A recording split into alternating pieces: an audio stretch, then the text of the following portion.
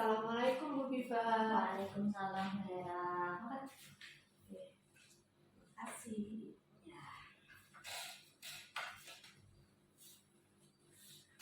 Terima kasih banget Bu sudah meluangkan waktu untuk berdiskusi tentang kegiatan coaching yang rencananya akan saya lakukan siang nanti.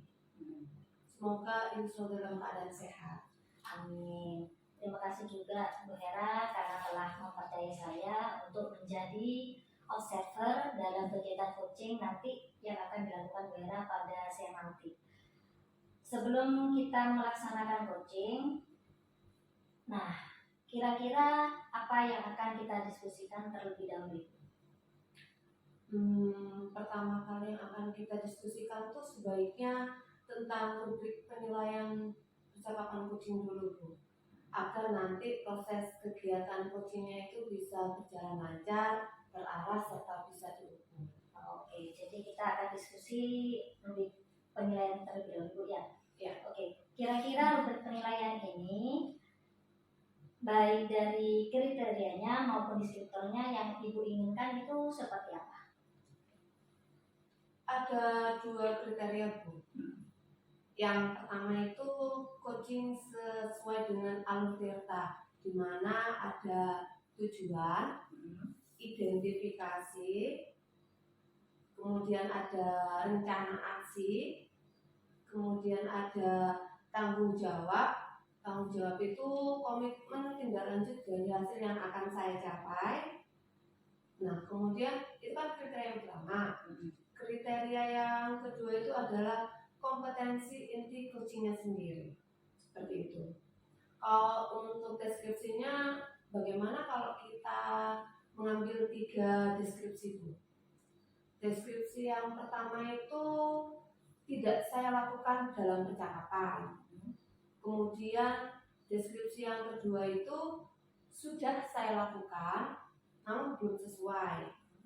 Kemudian deskripsi yang ketiga itu sudah saya lakukan dan sesuai. Bagaimana menurut Ibu? Oke, bagus Bu, kalau menurut saya sudah tepat. Jadi untuk rubrik penilaiannya nanti kita melakukan 2 penilaian Bu ya. Yang pertama itu alur Tirta, terus yang kedua adalah kompetensi coaching. Nah, untuk kompetensi inti coachingnya, kira-kira kompetensi coaching yang akan dikembangkan oleh Bu Hera itu apa saja? Kompetensi inti coaching itu yang ingin saya kembangkan sebenarnya ada 3. Yang pertama itu adalah kehadiran penuh atau presence. Itu maksudnya itu kita harus dapat memusatkan perhatian kita pada coaching dengan menghilangkan distraksi atau gangguan selama percakapan coaching berlangsung. Kemudian kompetensi yang kedua itu adalah mendengarkan dengan aktif, di mana pada kompetensi ini saya itu harus memusatkan perhatian secara penuh pada apa yang dikatakan coach dan mampu memahami pesan yang disampaikan dengan cermat. Nah, dengan memberikan perhatian penuh ini kan akhirnya coach itu akan merasa didukung, kemudian dan didengar sepenuhnya, sehingga jika coach sudah merasa nyaman, maka coach itu dengan sendirinya akan membuka diri atas permasalahan yang dia hadapi. Itu untuk kompetensi yang kedua. Kemudian kompetensi yang ketiga itu adalah mengajukan pertanyaan berbobot. Nah, pertanyaan berbobot ini maksudnya pertanyaan, saya akan mengajukan pertanyaan yang tepat untuk membantu coach itu untuk memperjelas apa sih sebenarnya masalah yang dia hadapi, kemudian membuka pandangan coach terhadap pilihan atau solusi yang mereka miliki sehingga dapat memperjelas tujuan mereka. Jadi itu 3 kompetensi inti coaching yang akan dikembangkan.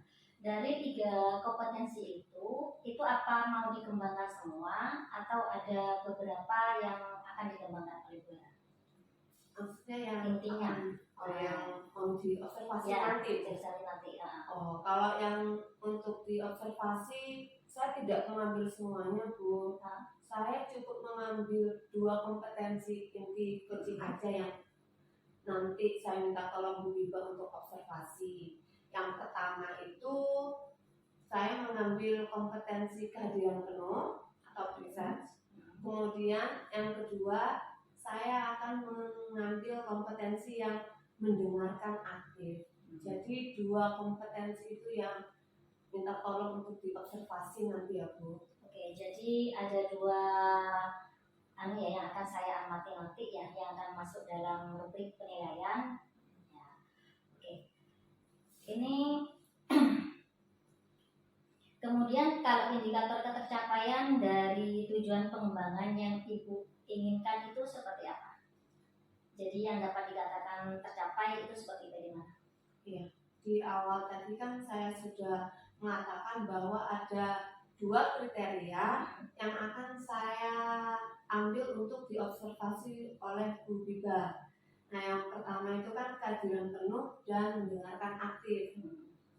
Maka indikator yang menunjukkan 2 kriteria tersebut adalah kemampuan saya Bu untuk melakukan coaching sesuai dengan alur tirta dengan kehadiran sepenuhnya dalam menyimak secara seksama dan merespon apa sih yang disampaikan oleh coaching sehingga kita tuh bisa mengenali dan mengatasi hambatan yang dialami oleh coaching itu sendiri.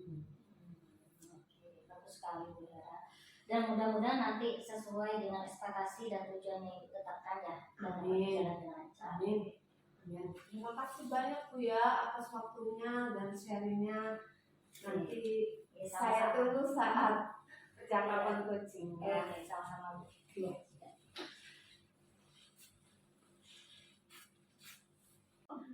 Baik, Assalamualaikum Bu Hera.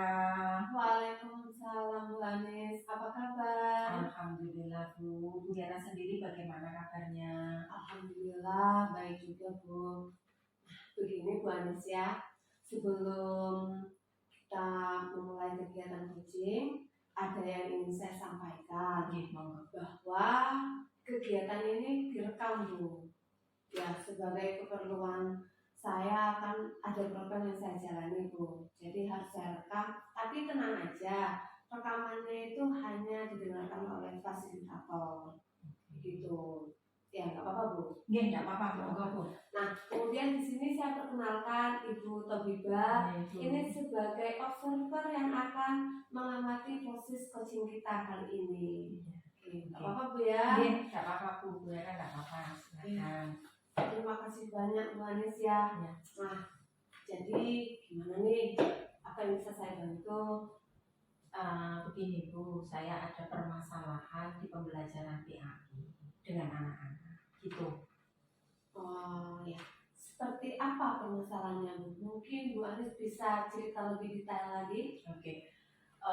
Ini saya ketahui dari hasil refleksi dan umpan balik pembelajaran Bu yang dituliskan anak-anak. Jadi ada beberapa mereka itu yang menuliskan bahwa mereka enggan untuk berkelompok dalam diskusi dan presentasi.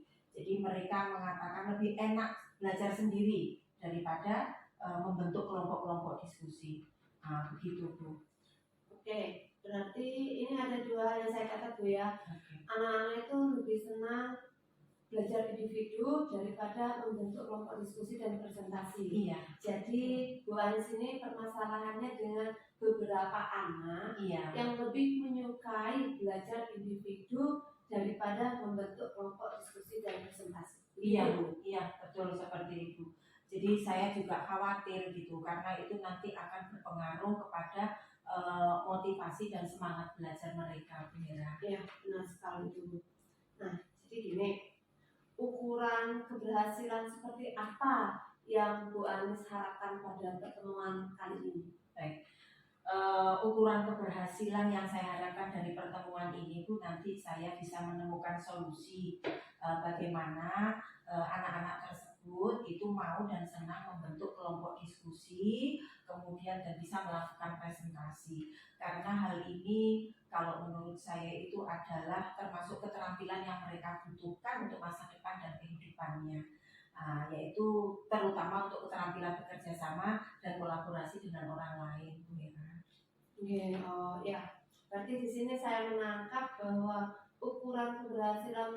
Anies itu jika anak-anak tersebut mau dan senang membentuk kelompok diskusi Bu ya. Iya. Dan yang paling penting adalah kerjasama dalam kolaborasinya. Iya. Wah, itu bagus sekali Bu ya. Mudah-mudahan kita bisa mewujudkannya ya. Ya, amin amin. Besar harapan saya akan hal itu Bu ya. Oke.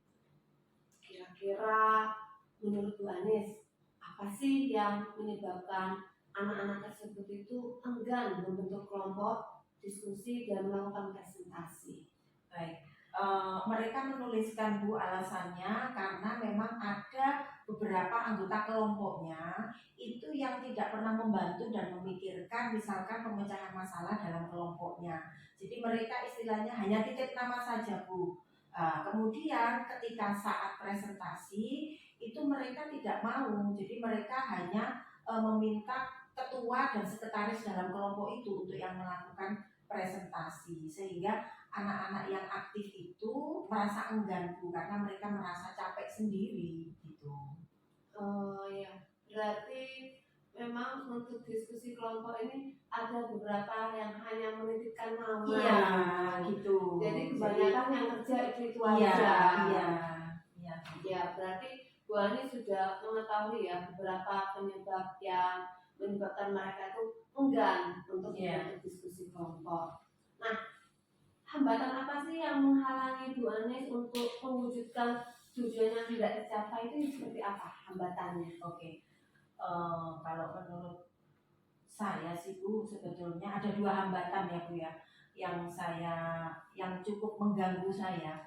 Jadi yang pertama itu belum adanya waktu dan kesempatan yang tepat Bu untuk saya bisa mengajak anak-anak tersebut ngobrol pentingnya berkelompok, berdiskusi dan melakukan presentasi. Jadi bahwa kebutuhan itu sebetulnya adalah keterampilan yang mereka butuhkan Bu. Nah, belum adanya waktu dan kesempatan yang tepat ini Bu, kan di sekolah itu kan anak-anak full day sampai jam 3 Bu. Nah, itu kemudian ada beberapa kegiatan. Nah, sehingga saya masih belum halangannya seperti itu, hambatannya seperti itu. Jadi belum ada waktu dan kesempatan yang cukup saya untuk ngobrol dengan mereka. Nah, kemudian hambatan yang kedua ini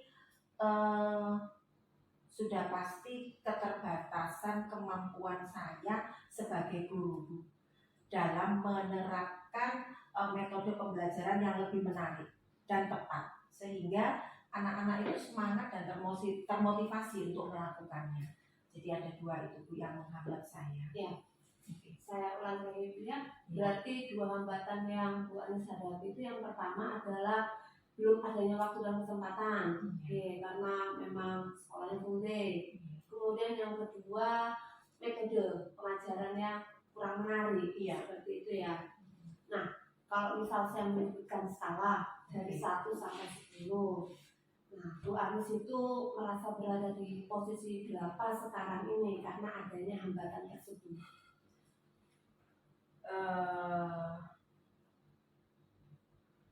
Mungkin saya ada di posisi 5 kayaknya Bu. Iya, ada di posisi 5 gitu. 5. Iya. Berarti masih di tengah-tengah ya? Iya, posisi 5 masih ya? kurang bagus Bu. Masih kurang, iya memang masih kurang. Nah, untuk mencapai indikator keberhasilan yang ingin Ibu Anies wujudkan, kira-kira Ibu Anies itu akan meningkatkan di skala berapa? Untuk saat ini saya merasa di skala 8 itu sudah cukup bagus Bu. Jadi saya akan meningkatkan di angka 8 begitu Bu ya. Berarti dari skala 5 akan Bu Anies tingkatkan sampai skala 8. Iya. Skala 8 menurut Bu Anies itu yang seperti apa? Kalau pencapaian untuk skala 8 itu berarti saya sudah memiliki kesempatan dan waktu untuk ngobrol dengan anak-anak itu Bu, tentang pentingnya untuk membentuk kelompok-kelompok diskusi dan presentasi itu. Kemudian yang kedua, yang tadinya mereka itu tidak semangat dan enggan, lebih memilih untuk belajar sendiri, karena dengan waktu dan kesempatan yang sudah saya luangkan itu mereka akhirnya bersemangat Bu. Jadi untuk bersemangat ikut membentuk dalam kelompok-kelompok diskusi.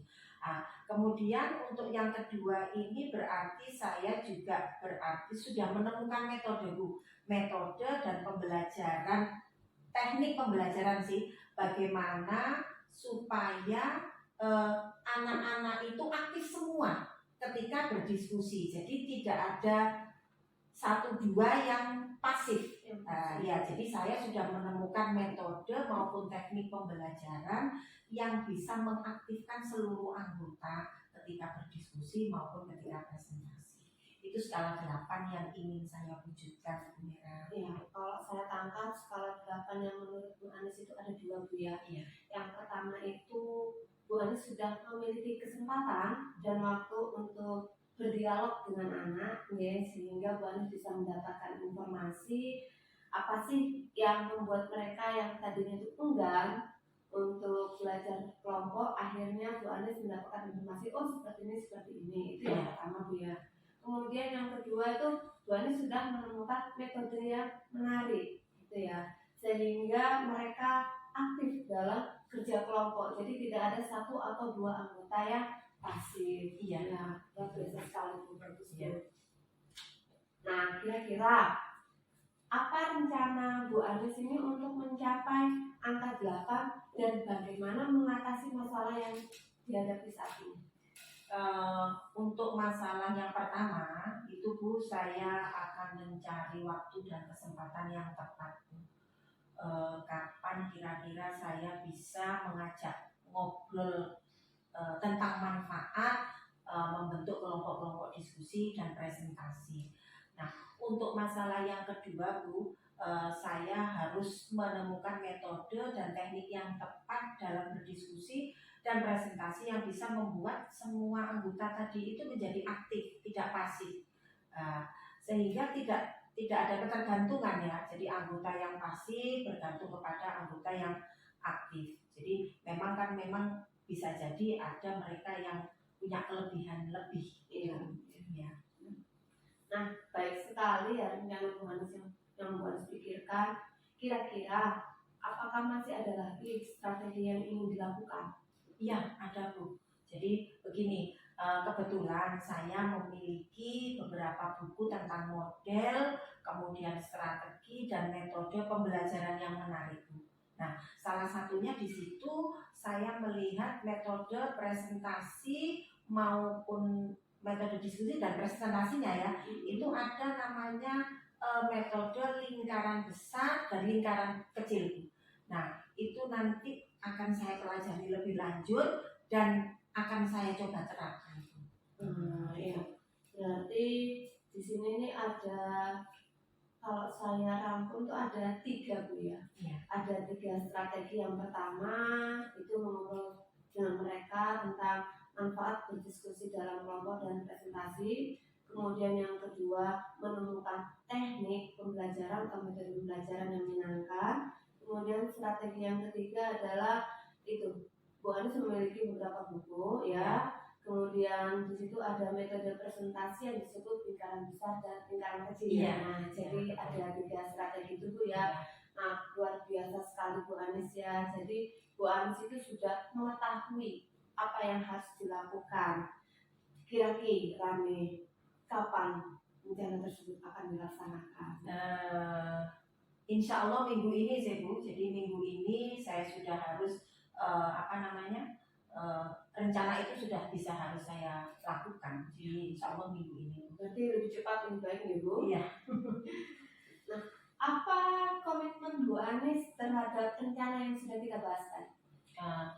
Jadi komitmen saya berarti saya merasa bertanggung jawab Bu.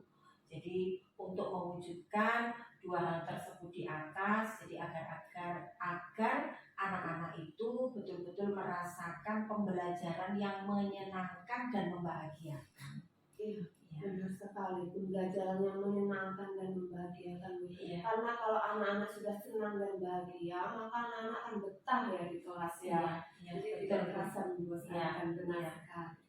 Kira-kira siapa saja yang akan Bu Anis libatkan untuk membantu dalam menjaga komitmen tersebut? Oke.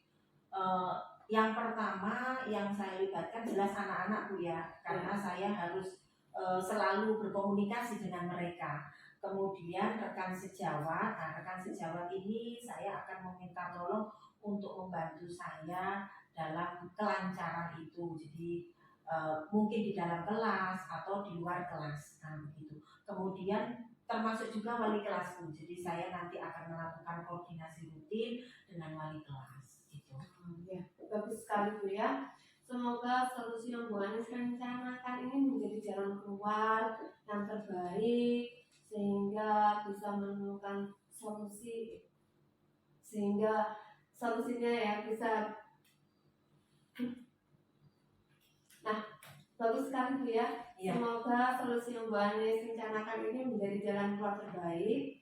Dan saya tidak sabar untuk ngobrol lagi dengan Bu Anis. Kita ketemu kembali ya dalam 3 minggu. Saya tunggu untuk hasilnya Bu ya. Ya, baik Bu Hera, terima kasih banyak atas waktu yang sudah diberikan sehingga saya bisa menemukan solusi dan keyakinan diri yang kuat Bu untuk mengatasi dan mewujudkan tujuan yang sudah saya tetapkan. Saya pamit dulu Bu. Terima kasih banyak. Assalamualaikum. Waalaikumsalam.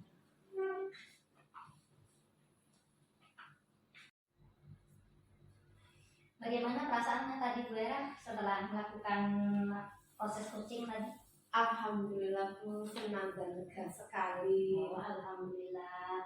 Nah, dengan ini kan apa yang tadi dilakukan, apa sudah memenuhi indikator kriteria pengembangan yang Ibu inginkan sebagaimana kita bahas pada pra-observasi? Sebagaimana yang sudah kita bahas di awal tadi Bu ya, berdasarkan indikator ketercapaian pengembangan yang saya inginkan, saya rasa itu sudah tercapai di beberapa bagian. Namun masih tetap memerlukan perbaikan di beberapa hal. Nah, di beberapa hal ini yang dimaksud ini yang mana? Saya tadi sepertinya Bu ya, yang saya rasakan Bu ya, saya itu kurang fokus. Jadi untuk memunculkan pertanyaan yang berbobot yang saya ajukan ke coach itu masih kurang. Jadi di pertanyaan Iya. sebelumnya ya. Iya. Oke. Nah, kalau menurut Bu Biba sendiri, bagaimana hasil observasi kegiatan saya tadi? Oke, baiklah. Saya bacakan hasil observasi yang sudah saya lakukan tadi ya Bu ya. Kalau dari kriteria pertama, alur bertanya, Ibu itu sudah menanyakan tentang tujuan dan berhasil mengidentifikasi masalah atau fakta yang dihadapi oleh coach, dan sudah juga menanyakan alternatif solusi dan waktu penerapannya. Kemudian tadi Ibu juga sudah menanyakan komitmen dan tindak lanjut ke depannya. Untuk kriteria kehadiran penuh dan fokus menyimak, Ibu itu sudah menunjukkan bahasa tubuh, pikiran, dan hati yang terfokus pada komunikasi coaching ya. Sehingga tadi Ibu itu mampu menangkap kata-kata kunci yang tepat, sehingga pertanyaan-pertanyaan yang diajukan itu cukup berbobot. Kenapa dapat dikatakan berbobot? Karena Ibu itu pertanyaannya tidak menghakimi, serta tidak adanya asumsi dan sudah sesuai dengan alur cerita. Itu sesuai penilaian saya amati tadi. Ya, baik. Terima kasih banyak atas penilaian yang sudah dilakukan oleh Bu Biba. Sedangkan kalau berdasarkan hasil observasi coaching barusan yang sudah saya sampaikan ke Ibu, kira-kira ada nggak yang ingin diperbaiki dan dikembangkan? Yang pastinya ada Bu yang perlu saya perbaiki dan saya kembangkan lagi Bu. Nah, sebenarnya ketiga kompetensi inti coaching ini tetap saya akan perbaiki dan saya kembangkan lagi karena saya merasa masih kurang seperti itu Bu. Terutama pada kompetensi inti coaching yang mengajukan pertanyaan berbobot seperti itu. Jadi mengajukan pertanyaan berbobot ini kan dapat saya lakukan jika saya sudah menguasai dua kompetensi yang lain, yaitu kehadiran penuh dan mendengarkan secara aktif seperti itu. Jadi semakin baik kedua kompetensi itu saya kuasai, maka kemampuan saya untuk menangkap pesan dari coach itu seperti menangkap kata kunci, kemudian pokoknya pesan dari coach itu, sehingga kalau saya bisa menangkap kata kunci tersebut, pertanyaan yang akan keluar itu atau yang akan saya ajukan tuh bisa lebih berbobot dan tereksplor seperti itu Bu. Jadi nanti yang akan dikembangkan lagi itu di pertanyaan berbobot Bu ya? Iya, karena saya merasa masih kurang gitu Bu. Iya. Ya, kalau kita sudah konsentrasi terhadap apa yang diucapkan oleh Puji, Iya.